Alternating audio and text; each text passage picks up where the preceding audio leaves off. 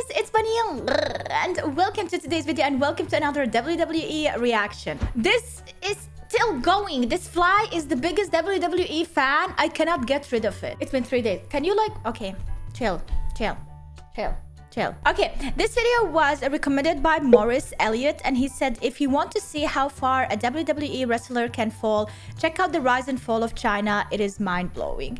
And I know that Chyna is unfortunately not with us anymore, and it was a tragical thing. A lot of people are sad about it. I have no idea what really happened. I just know that she went down the hill and she abused some stuff that she was not supposed to, but I don't know if that was the reason why she died. So I did find a video that's called The Tragedy of Chyna Wrestling Documentary by Stunned by Wrestling. So let's go and check it out and learn more about Chyna. Rest in peace in the chat for Chyna, guys. And yeah, let's go. It's gonna be a bit of a sad video today. Chyna was an athlete like nobody else in the world of wrestling. Standing at almost 6 feet tall and a muscular 200 pounds, Chyna rocked the wrestling industry at a time when genuine female wrestlers were rare, and she became known for taking on both men and women in the ring. Nice. Chyna's intimidating aura captivated fans from her debut as bodyguard for D-Generation X in 1997 through to her parting ways with the company in 2001. Chyna's personal life before and after the wrestling business was marred by sadness and pain. While wrestling provided Chyna with a life purpose, she would eventually be betrayed by those within the business. By 2016, Chyna's life would come to a tragic It's literally so end. recent, by the way. So recent. Can this fly stop getting on me? Thank you.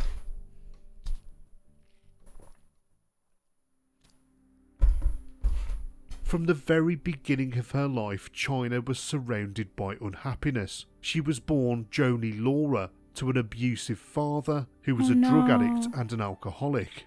In an interview, Chyna's mom said that she saw changes in her daughter as she reached her teenage years. Chyna's mom tried to send her to rehab due to her increased drug use, but Chyna resisted. It was after a fight that she packed her bags and left home to live with her dad. Her mom would never see her again. All throughout her teens, Chyna struggled with her developing body. She was already 5'11", far taller than any of her peers at school. Chyna really struggled to find acceptance amongst her classmates and felt really awkward in her skin. Chyna found it really difficult to find her calling during her teenage years. However, she did start working out and found that bodybuilding came naturally thanks to her incredible genetics. Chyna did get into the University of Tampa, graduating in 1992 with a major in Spanish literature. She also studied French and German, and she could converse fluently in either language. Chyna already had a distrust for men, and that was only extended further after she was raped by 2 other students after getting drunk at a college party. After college, Chyna floundered, finding it really difficult to decide on a path in life. Her goal initially was to eventually join the FBI, and she joined the Peace Corps in Costa Rica, where she became a literacy teacher. Chyna would embark on a string of unfulfilling jobs thereafter, including as a cocktail waitress in a gentleman's club and even delivering singing telegrams. She tried her hand at car sales and began training as a flight attendant, but nothing really brought her happiness.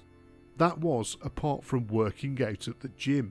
In the mid-90s, she decided to move in with her sister Kathy in New Hampshire, and the pair would start training at the gym together. That's where Chyna would meet Jerry, a personal trainer, and they started dating. It seemed as though they were made for each other, as they would hit the gym 6 days a week with Jerry. Yeah, when they have something in common with someone. The couple would push each other all the time, and it wasn't long before Chyna was 185 pounds of pure muscle. While Chyna entered into fitness competitions, she found that to be unfulfilling too. One late night, she was lying on the sofa contemplating her future, channel surfing, when she happened upon wrestling on TV. She was immediately taken in by the bright lights and the cheering crowd, with the entertainment side of wrestling appealing to her. She knew immediately that she wanted to try it out. Hall of Famer Killer Kowalski was Chyna's local trainer, and she decided to give him a call. He agreed to train her for $2,000. Her then boyfriend Jerry would later say, from the minute we walked through that door, he couldn't stop staring at Joni. He had this look in his eyes like, she's different, she's special. It was the weirdest chemistry I've ever seen. He just knew. Chyna took to training like a duck to water. She picked up the fundamentals of wrestling incredibly quickly, training alongside almost exclusively men, and she would be bruised, battered and exhausted after every single session, but she absolutely loved every second of it. Her first pro match came in 1995 when she wrestled a man dressed as a woman, as Kowalski couldn't find another woman for Chyna to wrestle. But it was a meeting with a pair of influential WWE wrestlers that would set Chyna on a path to wrestling superstardom. Yeah. Chyna went to a WWE show in Massachusetts in January 1997. After the event, she waited for an hour outside the locker room and bumped into Triple H and Shawn Michaels. Chyna immediately bonded with Triple H, who was from the same hometown and was also, coincidentally, trained by Killer Kowalski. Immediately impressed by Chyna's size, they ended up watching tapes of her matches back at the hotel. Both Michaels and Triple H, who were part of the D-Generation X tag team on screen, were convinced that they wanted her to join them as their on-screen bodyguard going forward. Nice. Her boyfriend at the time, Jerry, would say, she came home that night and never slept. We knew her life was about to change. Yeah. She was so excited and also a little scared. Of course, Michaels and Triple H went back to Vince McMahon and started lobbying for Chyna. However, McMahon was initially unconvinced. McMahon maintained that the wrestling business was a man's business, and he didn't think that the fans would buy a woman as their bodyguard, and he believed they certainly wouldn't want to see a woman beating up on the men. Chyna anxiously sat at home and waited for the call. In a 2001 autobiography, she claims that she was also approached by WCW at the time, who wanted her to be the sole female member of the Red Hot New World Order faction. Chyna literally made history, by the way, like, if you think about it. But then she met up with Shane McMahon, who offered her a contract to come and work for WWE. Vince McMahon had bowed from the pressure being placed on him by Triple H and Shawn Michaels, with Shawn Michaels being his most valuable player at the time. The tendency was for him to get his own way. And so, Chyna came on board. She went from being at home to being on the road full-time within 24 hours. Her life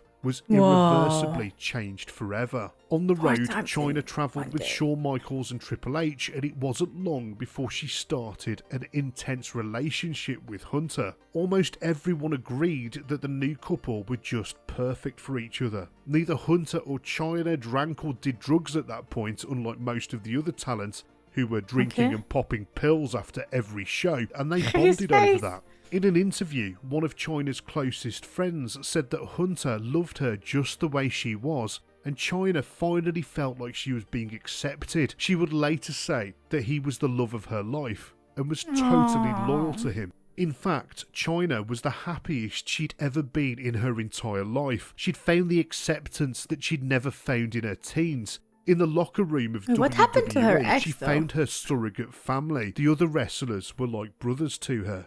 Chyna debuted on screen as an unknown assailant, choking out Goldust's valet Marlena in an incredible visual, while Jim Ross exclaimed, "Who the hell is that? Is that a woman?" The first year for Chyna in the company wasn't all plain sailing, however, with Jim Ross later saying that Chyna rubbed a lot of the management up the wrong way by trying to dictate her booking. Hard for them she was to adamant accept that a she woman. exclusively wanted to wrestle men. A large portion of the fan base would also jeer Chyna due to her masculine looks, which really affected her confidence. She felt pressure to surgically alter her appearance, and so Chyna had her jaw enhanced to look more feminine. Eventually, Vince McMahon came round to Chyna due to their similar interests in bodybuilding, and eventually he also came round to the idea of her wrestling men. Thanks to her physique and newfound confidence, along with some smart booking, it was totally believable for Chyna to wrestle and defeat the male superstars on the roster, and she even went on to be the first and only woman to win the Intercontinental Championship.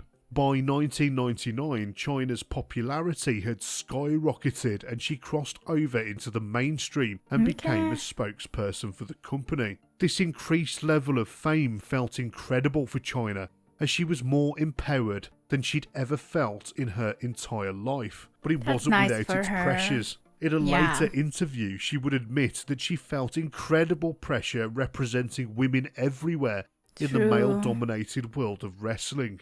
As time went on, the relationship between Chyna and Triple H started to become strained. They'd bought a house together and were dedicated to eventually settling down, but they disagreed about children. He wanted them, and she didn't.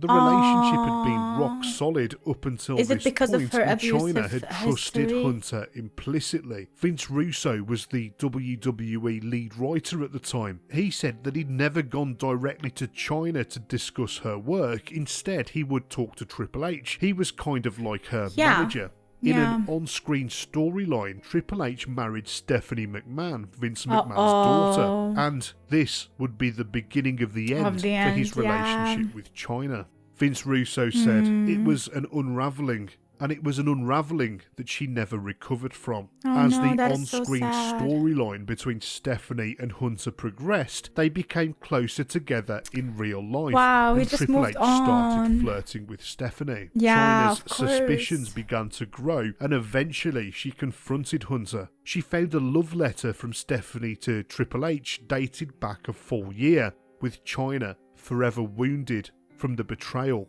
by Triple H. He broke her heart.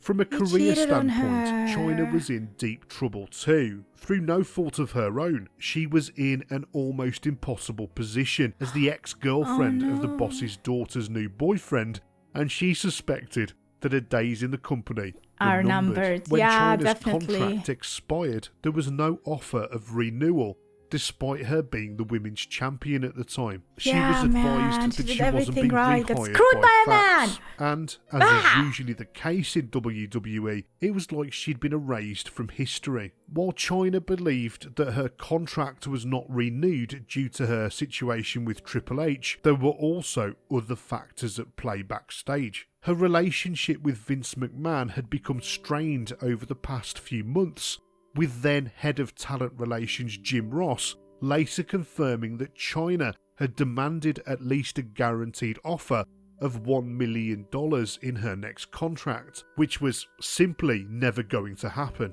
Earlier in the year, she'd argued with McMahon over an offer from Playboy magazine to pose nude. McMahon made it clear to Chyna that if she wanted to win a championship, then she shouldn't take Playboy up on the offer of a cover and pictorial. Vince McMahon would normally be gung-ho for something like this, but at the time, he was under pressure from a Christian family group and didn't want any more heat from them. McMahon felt that having his biggest female superstar naked in a magazine wouldn't really help matters. In any case, Chyna decided to go ahead and do the photo shoot anyway. Later, Chyna would say that she made more money from the Playboy gig than she did in 5 years in WWE. Thanks to increased pressure from outside groups, McMahon had also backtracked on Chyna wrestling men in recent months. Chyna was unhappy about being squeezed into the so-called Divas division with its mix of semi-competent wrestlers and swimsuit models.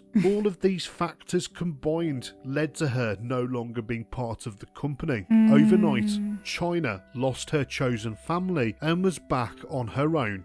Her body reminds me a bit of with hopes of developing an acting or wrestling career outside of WWE, Chyna moved to California. Her attempts to break into Hollywood were mostly unsuccessful, appearing in a string of low-budget B-movies, and then she started to panic about her future. In the months after leaving WWE, Chyna developed a heavy drink problem and massive anxiety. Sean Waltman, If also known to OnlyFans wrestling existed back then fans for as China. X-Pac, arrived on her doorstep one day. He too had been cast loose by the wrestling business in 2002 thanks to his own substance abuse issues, and they found solace in each other, striking up a relationship despite being absolutely terrible for each other. As Chyna failed to find work in California, she decided to move to Japan, where she briefly found a new lease of life in New Japan Pro Wrestling. Waltman decided to go with her. The bosses in New Japan were extremely generous to Chyna, booking her in matches against men,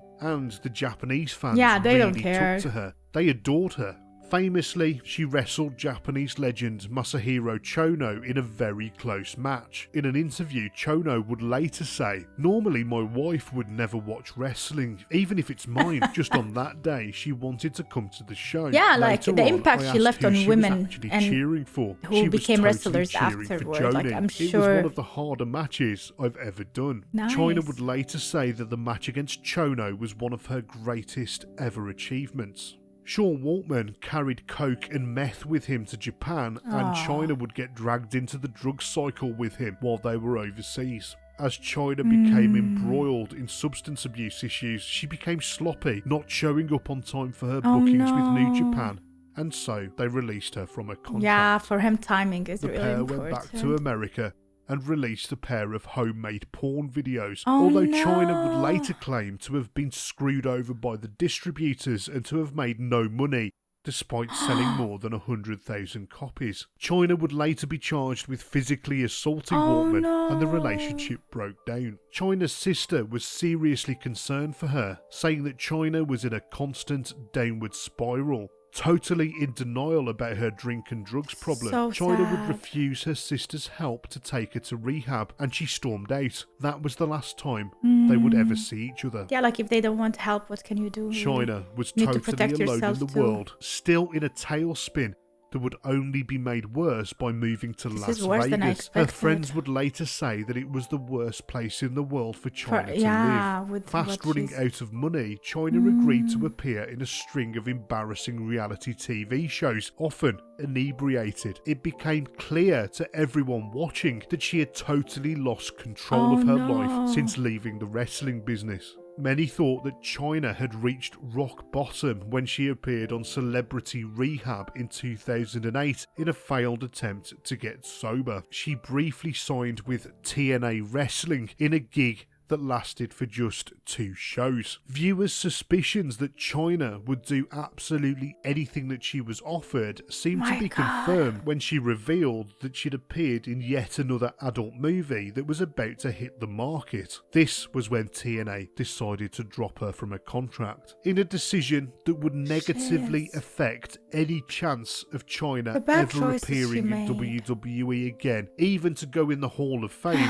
she would release a porn movie in which the male porn stars were dressed as literally WWE the wrestlers. Yeah, oh my including knockoffs God. of Ric Flair, Vince Hulk McMahon. Hogan, and Triple H. In a candid interview, Triple H was asked about the chances of Chyna coming back into the company Nope. and entering the Hall of Fame. He said, "When my 8-year-old kid sees the Hall of Fame and goes on the internet to look at Chyna, what comes up? I'm not Oh my criticising her God. lifestyle choices. It is just the fact of what it is." Yeah, Chyna left true. her home once again Can't and have tried it to all. start over by becoming a teacher, converting to Mormonism and living abroad in Japan Oh, wow, to teach okay. English as a second language for 3 years. She ended up having to move back to California when she ran into visa issues. Despite many efforts, Chyna would never defeat her demons, eventually succumbing to her substance abuse issues when she was found dead in her apartment. The toxicology reports determined that she died of an accidental overdose. There was a mix of alcohol,